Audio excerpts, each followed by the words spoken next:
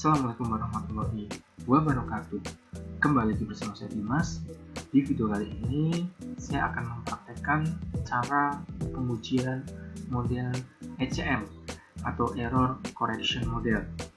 Di sini saya sudah menuliskan beberapa mengenai ECM, dan ini adalah e-book yang akan saya jadikan buku panduan, dan ini juga kemungkinan akan saya bagikan bagi yang berminat untuk membaca e-book yang saya buat.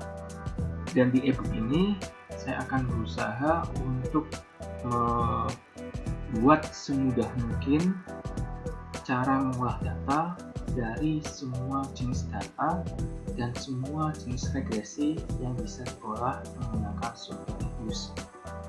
Jadi saya buat e-booknya agar bisa menjadi panduan kita untuk mengolah data, sehingga data yang kita olah bisa sesuai dengan apa yang seharusnya dilakukan. Jadi di sini untuk model ECM, prosedurnya yang pertama, bila semua variabel bersifat stasioner pada tingkat level, maka yang dipergunakan adalah model regresi biasa. Jadi misal data saya itu ada 2 variabel dan ternyata stasioner pada tingkat level, maka tidak bisa menggunakan ECM, saya hanya bisa menggunakan model regresi biasa. Kemudian yang kedua, bila terdapat satu variabel yang bersifat stasioner pada tingkat level, maka dipergunakan model regresi dengan menggunakan difference. Jadi kalau yang ini, jika misal ada 2 variabel dan satu variabel stasioner pada tingkat level dan satu lagi tidak stasioner pada tingkat level, otomatis kita harus mencari stasionaritasnya. Dan yang tidak stasioner itu kita cari pada tingkat difference.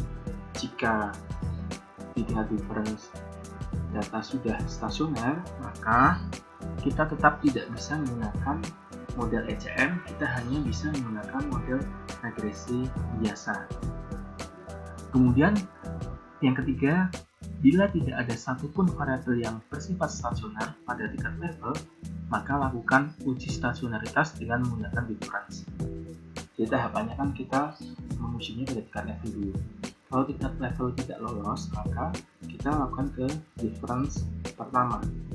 Kalau ke difference pertama juga tidak lolos, maka kita lakukan ke difference kedua. Tapi sayangnya di Reviews itu hanya ada 2 tingkat difference. Untuk difference 3 dan seterusnya itu tidak tersedia di Reviews 9.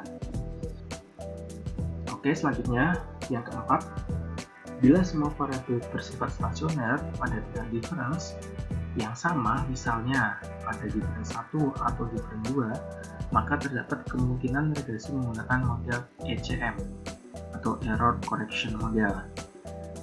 Jadi, misal 2 variabel itu di tingkat level tidak lolos dan tingkat difference 1 itu lolos semua. Kemungkinan besar menggunakan regresi model ECM. Atau sebaliknya, misal tingkat level tidak lolos, difference 1 tidak lolos, difference 2 lolos, maka kita menggunakan model ECM. Karena syarat untuk menggunakan model ECM ini harus lolos pada tingkat difference yang sama, kecuali pada tingkat level walaupun sama, tetap kita tidak bisa menggunakan model ECM, hanya bisa menggunakan model regresi biasa. Kemudian untuk mendeteksi stasionaritas data adalah dengan cara kita masuk ke Reviews-nya, kemudian pilih create a new Reviews work file, pada work file structure type pilih yang regular frequency karena datanya merupakan data time series. Ini datanya ya, jadi data pertumbuhan ekonomi dan jumlah penduduk. Sumber data ini saya dapat dari Badan Pusat Statistika, dan kalau pertumbuhan ekonomi ini dari data box yang bersumber juga dari data Badan Pusat Statistika. Oke, kita lanjut ke Reviews-nya lagi. Kemudian udah start date, karena di sini tahunnya dari tahun 2005 sampai 2018, jadi saya tuliskan 2005 2018 dan klik OK. Selanjutnya kita menuju ke quick empty group, geser ke kiri, tarik ke atas, kopikan data beserta variabelnya, klik kanan, copy, paste. Kemudian kita close di pojok kanan atas yang huruf X, close, yes. Setelah itu akan muncul tampilan jingga awal. Di sini ada residual, variable independent, variable dependent. Kemudian saya ingin mengecek stasionaritas variable independent atau variable X, di mana variable X ini merupakan variabel jumlah penduduk miskin. Oke, caranya klik kanan, open, view, pilih yang grep. Kemudian kita bisa memodifikasi grafiknya sesuai dengan keinginan kita, tapi di tutorial ini saya akan langsung mengklik OK. Berdasarkan gambar ini terlihat bahwa ada indikasi data tidak stasioner. Hal ini terlihat dari grafik yang menunjukkan bahwa variabel jumlah penduduk miskin memiliki tren yang cenderung menurun. Jadi kalau stasioner itu kan biasanya fluktuatif, jadi kayak gini, bergelombang seperti ombak. Kalau trennya menurun atau naik, itu ada indikasi data tidak stasioner. Walaupun nanti ketika kita melakukan uji akar unit, belum tentu grafik yang trennya menurun atau naik itu pasti tidak stasioner. Makanya kita lakukan pengujian lain yang lebih akurat, yaitu uji akar unit. Caranya kita menuju ke view, pilih unit root test, kemudian ada test for unit root in, pilih yang level, ini intercept, maksimum lagnya 2, test type-nya augmented Wiki-Fuller, dan klik OK. Dapat dilihat di sini ya, di bagian ini Wiki-Fuller itu sebesar minus 1599054, artinya lebih kecil daripada nilai critical values 1%, 5%, dan 10%. Selain melihat ini yang Wiki-Fuller test, kita juga bisa melihat ada probabilitas di sini, dimana di sini dapat dilihat bahwa nilainya 0,4549. Artinya nilai ini di atas tingkat alfa 0,05. Hal ini menandakan bahwa data tidak stasioner pada tingkat level. Data yang tidak stasioner bila dilakukan regresi akan memiliki kecenderungan terjadinya spurious regression atau istilahnya regresi lancung. Oleh karena itu, solusi agar data menjadi stasioner harus mengganti pilihan level dengan difference. Pada tingkat difference pertama, cenderung data sudah stasioner. Bila ternyata belum, kemungkinan difference kedua sudah stasioner. Tetapi jika masih belum stasioner, artinya data ini sangat ekstrim, sehingga memungkinkan untuk melakukan difference ketiga dan seterusnya. Seperti yang tadi saya katakan bahwa sayangnya di program EVIS ini belum menyediakan fasilitas difference yang lebih banyak. Karena hasil masih belum stasioner, maka lanjut ke tingkat difference pertama. Caranya seperti tadi, view, unit root test, ganti yang satu difference. Klik OK. Dapat dilihat di sini bahwa nilai Dickey Fuller test statistik itu sebesar minus 7,872998. Artinya ini lebih besar dari nilai tes critical values 1%, 5%, dan 10%. Nilainya ini lebih besar sehingga data stasioner. Kita coba lihat pada nilai probabilitasnya. Pada nilai probabilitas itu nilainya sebesar 0,0001. Artinya lebih kecil dari tingkat alfa 0,05. Sehingga data stasioner pada tingkat difference pertama. Bila data sudah stasioner, maka tidak perlu dilakukan pengujian ke tingkat level lain. Jadi setelah kita mengetahui hasil dari variabel jumlah penduduk miskin atau X, langkah selanjutnya kita cross check variabel pertumbuhan ekonomi atau Y. Kita close, kemudian blok pada variabel Y atau variabel pertumbuhan ekonomi, klik kanan, open, view, pilih yang grade. Oke. Di sini dapat kita lihat bahwa berdasarkan gambar ini terlihat ada indikasi data stasioner dan tidak stasioner. Mengapa? Karena grafiknya fluktuatif, tetapi ada kecenderungan penurunan yang sangat tajam. Sehingga ini masih memungkinkan data stasioner pada tingkat level atau data tidak stasioner pada tingkat level. Untuk itu kita cek langsung ke unit root testnya. Seperti tadi, ke view, pilih unit root test, ganti tingkat level, kemudian klik OK. Dapat dilihat di sini bahwa nilai Dickey Fuller test statistik itu sebesar minus 2,353087. Angka ini lebih kecil daripada nilai tes critical values 1%, 5%, dan 10%. Artinya bahwa data tidak stasioner. Kemudian kita cek pada nilai probabilitasnya. Untuk nilai probabilitasnya, nilainya sebesar 0,1716. Artinya masih di atas tingkat alfa 0,05.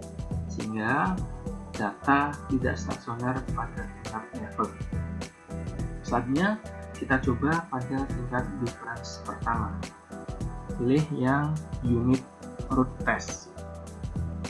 Ganti satu difference, klik OK. Di sini dapat dilihat bahwa nilai dari Dickey Fuller test statistik sebesar minus 4,047437, yang mana nilai ini lebih besar daripada nilai tes critical values 5% dan 10%, dan lebih kecil dari nilai tes critical values 1%. Sehingga karena di sini lebih besarnya ada 2 dan tidak lebih besarnya ada 1, maka kesimpulannya data stasioner. Kemudian kita cek pada nilai probabilitas. Pada nilai probabilitas, nilainya sebesar 0,0127, di mana nilai ini lebih kecil daripada tingkat alfa 0,05, sehingga data stasioner pada tingkat difference pertama. Karena data sudah stasioner pada tingkat difference pertama, maka kita bisa menggunakan model ECM sebagai model regresi yang akan kita gunakan. Tetapi perlu diingat, kita bisa langsung mengecek tanpa kita cek satu-satu seperti ini, dan bisa langsung mengecek stasionaritasnya dengan cara kita close, kita blok variabel Y, X, klik kanan, open as group. Kemudian view, pilih unit root test, pada tipe test kita ganti dengan ADF atau individual root feature, kemudian test for unit protein, pilih yang level, klik OK. Di sini kita dapat melihat pada nilai probabilitasnya, dan nilai probabilitas untuk Y 0,1716, untuk X 0,4549. Artinya ini masih di atas 0,05 sehingga data tidak stasioner pada tingkat level. Kemudian kita cek lagi pada tingkat difference pertama. Caranya kita menuju ke unit type test, kemudian ganti yang difference pertama, klik OK. Nah, untuk tingkat difference pertama ini dapat dilihat bahwa nilai Y itu 0,0127 dan nilai X 0,0001, dimana nilai ini lebih kecil dari tingkat alpha 0,05, sehingga data stasioner pada tingkat difference pertama. Jadi di sini nilainya sama saja dengan kita mengecek satu persatu, karena pada dasarnya uji ini merupakan uji yang sama dengan uji yang saya lakukan tadi, karena tadi saya hanya melakukan satu persatu variabel, tidak langsung semua variabel saya uji. Dan untuk praktisnya itu kita bisa menguji secara langsung seperti ini, tapi kalau kita ingin menguji satu persatu itu juga bisa, dan hasilnya tidak berbeda, sama saja. Kemudian kita klik close, yes.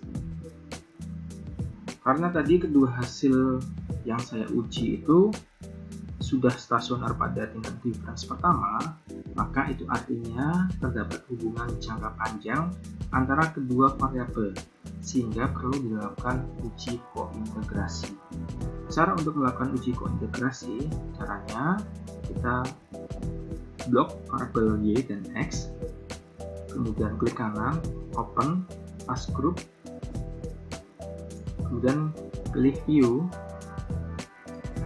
co-integration test, kemudian pilih Johansson System Co-integration Test.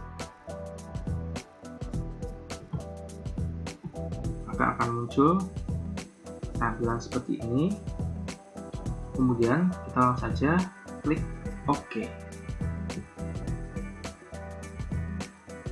Hasil kointegrasi ini dapat dibaca dengan membandingkan nilai thresh statistik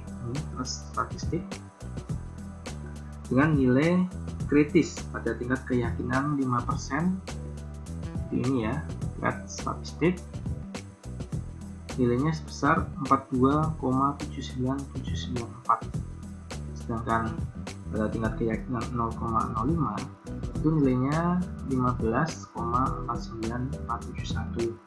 Artinya bahwa nilai ini lebih besar daripada nilai critical value, sehingga dapat disimpulkan bahwa kedua variabel saling berkointegrasi. Setelah mengetahui hasil dari uji kointegrasi, langkah selanjutnya lakukan koreksi model kesalahan Engel-Granger. Koreksi model kesalahan ini dilakukan dalam dua tahap. Tahap pertama, kita menuju ke quick, kemudian pilih estimate equation.